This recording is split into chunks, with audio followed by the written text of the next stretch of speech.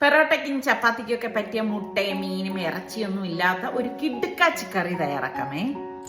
അപ്പം നമുക്ക് തേങ്ങയും പൊട്ടുകടലയും വെളുത്തുള്ളിയും കൊച്ചുള്ളിയും ഇഞ്ചിയും തക്കാളിയും പച്ചമുളകും പാകത്തിനുള്ള ഉപ്പും കുറച്ച് വെള്ളം ഒഴിച്ച് ഇതൊന്ന് അരച്ചെടുക്കാം. ഡീറ്റെയിൽ റെസിപ്പി ഞാൻ ഡിസ്ക്രിപ്ഷൻ ബോക്സിൽ കൊടുത്തേക്കാമേ. കുക്കറിൽ എണ്ണ ഒഴിച്ചിട്ട് പട്ട, ഗ്രാമ്പു, ഏലക്ക, പിന്നെ സവാള, തക്കാളിയൊക്കെ ഒന്ന് വഴറ്റിയിട്ട് ഈ പൊടികൾ മല്ലിയിലയും പുതിനയിലയും പിന്നെ നമ്മൾ ഈ അരച്ച അരപ്പും ചേർത്ത് നല്ലതുപോലെ ഒന്ന് ഇളക്കി വിസിലിട്ടിട്ട് ഒരു 3 വിസിൽ വരെ ഇതൊന്ന് വേവിച്ചെടുക്കാം. അതിന് ശേഷം ഇതുപോലെ ഒന്ന് ഇളക്കി കൊടുക്കണം. പിന്നെ നിങ്ങൾക്ക് ലൂസ് വേണമെന്ന് തോന്നുകയാണെങ്കിൽ കുറച്ചുകൂടി വെള്ളം ഒഴിച്ചു കൊടുക്കാം.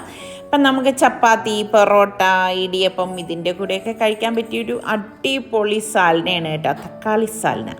അപ്പോൾ ഇഷ്ടപ്പെടുകയാണെങ്കിൽ തീർച്ചയായിട്ടും നിങ്ങൾ ഒന്ന് ലൈക്ക് ചെയ്യണം. ഇത് തന്നെ നമുക്ക് ചിക്കൻ ചേർത്തും ഉണ്ടാക്കിയെടുക്കാം. അപ്പം നിങ്ങൾ ഈ സാലന ഉണ്ടാക്കാറുണ്ടോ എന്ന് കൂടി ഒന്ന് പറയൂ കേട്ടോ.